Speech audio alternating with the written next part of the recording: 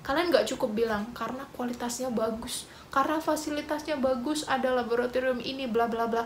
Well, everybody knows it. Kayak siapa loh yang nggak tahu Oxford kualitasnya kayak gitu, fasilitasnya kayak gitu. Tuh semuanya juga udah tahu. Bahkan nggak usah kayak Oxford deh, kampus-kampus di Inggris memang rata-rata udah kayak gitu. Jadi kalau misal kalian di hadapan pewawancara, jauh-jauh kalian cuma buat nyampein itu, maka itu dangkal banget.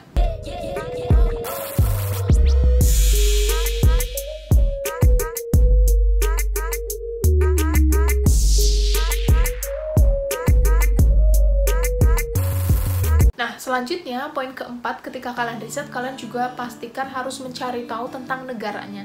Ini penting banget loh. Jadi ini juga kadang terlupakan. Karena mikirnya, ya udah kan aku mau kuliah misalnya di Amerika, kampusnya udah ada, beasiswanya udah ada, and everything's done, everything's alright. No, kalian harus cari tahu tentang negaranya juga. Karena biasanya ini juga akan jadi pertimbangan dan akan ditanyakan juga oleh pewawancara. Meskipun memang nggak wajib ya, maksudnya nggak pasti pewawancara tuh tanya hal itu, tapi bisa jadi. Karena memang pengalamanku waktu ngobrol sama salah satu penerima beasiswa Fulbright, itu juga ditanyain, kayak misal, kenapa kamu pilih kampus X? Padahal kampus X ini terletak di state apa? Gitu kan, di negara bagian apa, yang memang di negara bagian ini tuh lingkungannya seperti ini, seperti ini, seperti ini. Kenapa kamu milihnya ini? Nah, kalau kita udah riset tentang negaranya, dan kita tahu mendalam, gak cuma tentang negaranya, tapi juga tentang kotanya, lingkungannya seperti apa, itu akan dengan mudah kita menjawab. Saya mau milih kampus ini karena kampus ini terletak di kota ini, dan di kota ini seperti ini, seperti ini. Nah, jadi kalian harus tahu kotanya tuh seperti apa sih, lingkungannya tuh seperti apa sih. Bahkan kalian juga perlu tahu di sana tingkat keamanannya seperti apa, tingkat kriminalitasnya seperti apa.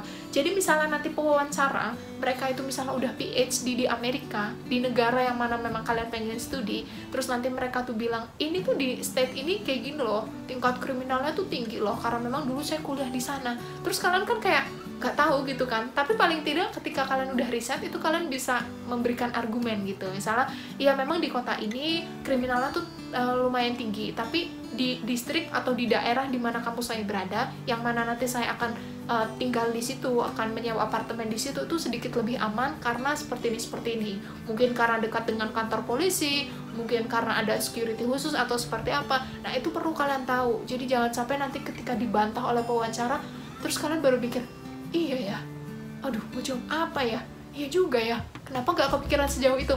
Nah, itu jangan sampai kayak gitu, nanti malah bisa jadi semuanya buyar. Kalian mau ngomong apa tadi yang mau lancar malah jadi grogi karena kalian argumennya dibantah oleh pewawancara. Begitu. Jadi kalian harus tahu sistem keamanannya, harus tahu lingkungannya, transportasinya gimana, apakah nanti kalian ke kampus cukup jalan kaki, atau kalian nanti harus pakai kereta. Kalau pakai kereta biayanya berapa, apakah nanti cukup dengan beasiswa karena untuk pulang pergi pakai kereta. Hal-hal kayak gitu tuh harus diperhatikan, harus dicari secara detail, karena memang dari teman-temanku yang udah pada dapat beasiswa, mereka juga kadang cerita, mereka wawancaranya ditanya tentang ini, yang mungkin hal-hal domestik sekalipun gitu. Kayak misal, kamu nanti kuliah bawa keluarga, nanti kamu mungkin harus ngurusin hal domestik, harus ngurusin tentang pakaian, tentang sekolah anak, dan lain sebagainya, apakah kamu bisa bagi waktunya, seperti itu. Kalau misal kalian tahu tentang negaranya, tentang kotanya, kalian mungkin bisa jelasin bahwa di situ ada misalnya nursery school gitu, buat anak-anak kayak PAUD, kayak penitipan anak, nanti bisa titipin di situ. Nah, hal-hal kayak gitu kalian juga harus tahu. Selain itu, kalian tentunya harus tahu tentang biaya hidupnya. Ini juga penting banget kan, karena kaitannya dengan tadi penyedia beasiswa, misalnya nih ngasihnya $1.000 gitu kan. Kalian harus tahu biaya hidupnya berapa. Kalau misal ternyata kalian tinggal di kota yang mahal banget, metropolitan seperti London, apakah itu cukup? Nanti untuk biaya transportasinya gimana? Untuk biaya keseharian makan dan lain sebagainya, itu harus kalian tahu. Jadi paling tidak kalian tahu nanti misal kalian tinggal di kota ini, kira-kira porsi sekali makan, satu porsinya itu berapa. Dan kalau misal mau beli sayuran, apakah kalau masak itu lebih hemat? Apakah ternyata belanja itu lebih hemat tapi ternyata gasnya mahal, listriknya mahal, bilnya mahal, itu harus sudah tahu. Jadi waktu itu pengalamanku, waktu aku lagi riset juga aku cari tahu di sana bayar listriknya berapa, bayar airnya berapa, gasnya berapa, bilnya berapa gitu kan. Terus nanti untuk sewa rumah itu berapa, terus nanti untuk sekali makan satu porsinya itu berapa, itu harus udah tahu gitu. Jadi aku udah ngereng-reng gitu, udah kayak bikin kira-kira pengeluarannya tuh berapa per bulan, kira-kira uang beasiswa itu cukup enggak. Meskipun aku tahu pasti cukup. Kenapa aku tahu gitu?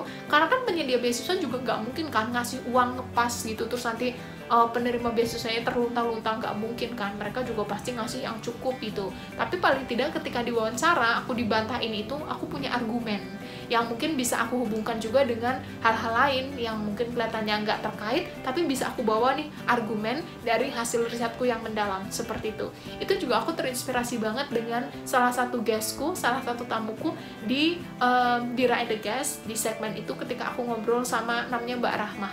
Beliau itu inspiring banget, penerima beasiswa Fulbright dan juga LPDP sekaligus untuk S3-nya, dan beliau ternyata risetnya luar biasa mendalam, sampai tahu satu kelas itu terdiri dari berapa orang mahasiswanya gitu. Jadi misalnya di kampus X itu untuk satu kelasnya terdiri dari 20 orang. Nah, ini memberikan kesempatan lebih untuk saya, biar saya bisa lebih punya kayak relasi yang baik dengan profesornya, karena otomatis profesornya itu nggak terlalu ngurusin banyak mahasiswa, rasio dosen dengan mahasiswa yang segini, hal-hal kayak gitu tuh sampai tahu, dan itu sampai membuat para pewawancara tuh kayak tertegun.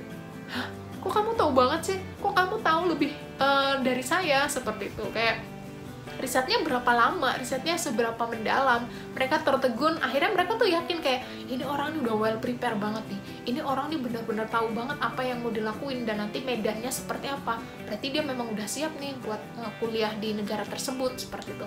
Jadi kan itu akan memudahkan ini kan mereka juga buat ngasih gimana ya, kesempatan kita buat dapat beasiswa tersebut, seperti itu. Itu tadi tentang negaranya. Jadi pastikan kalian tahu hal-hal yang akan kalian hadapi di keseharian, ya kan.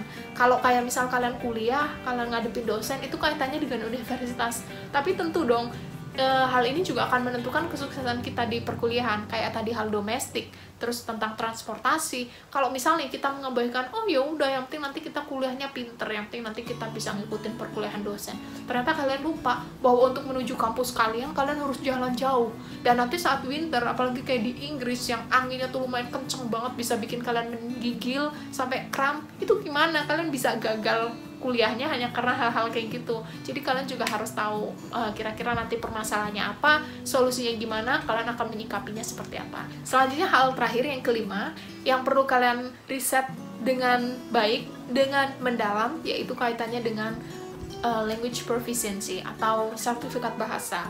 Jadi kadang tuh orang mikirnya ya udah pokoknya pasti kalau nggak TOEFL ya IELTS, padahal enggak. Kayak misal kalian kuliahnya di Korea misalnya, tentu yang dibutuhkan mungkin bahasa Korea, sertifikat bahasa Korea, atau mungkin malah beasiswa yang pengen kalian tuju nggak mensyaratkan sertifikat tersebut, karena mungkin mereka menyediakan pelatihan bahasa yang jadi kalian nggak usah melampirkan sertifikat juga kalian bisa tetap keterima. Hal-hal kayak gitu juga harus kalian perhatikan. Nah, atau misalnya kalian nih udah ngambil IELTS, padahal kalian pengen kuliahnya di Belanda, dan ternyata negara yang kalian tuju ini di kampusnya itu bukan pakai bahasa Inggris tapi malah pakainya bahasa Belanda, seperti itu kan nanti malah susah kan. Kalian udah ngambil IELTS malah ternyata perkuliahannya pakai bahasa Belanda, kampusnya minta sertifikat bahasa Belanda, hal-hal kayak gitu juga harus diperhatikan.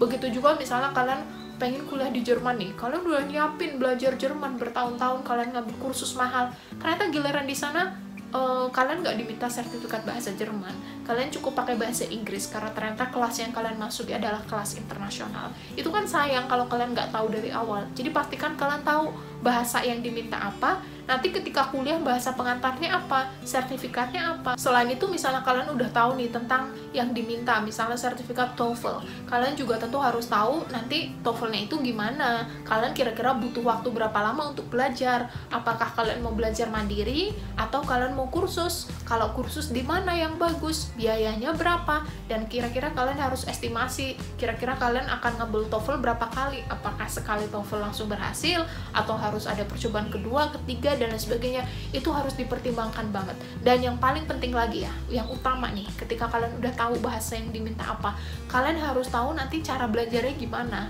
Karena banyak misalnya pengen kuliah di Inggris, udah pasti dong pakai IELTS, skornya udah tahu 6,5, ternyata nggak tahu cara belajar yang efektif, dan ternyata harus ngulang IELTS sampai berkali-kali, yang padahal satu kali IELTS itu 3 juta, jadi kalau sampai 5 kali aja udah 15 juta.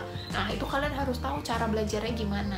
Kalau misal kalian pengen yang ekonomis, nggak usah ngambil kursus. Kalian pengen belajar mandiri, itu juga kalian harus tahu skema belajarnya gimana yang efektif, biar nanti misalnya 3 bulan kalian udah lihat progresnya. Jadi itu dia tentang hal-hal yang harus kalian cari tahu, yang harus kalian riset secara mendalam ketika kalian memutuskan untuk mencari beasiswa.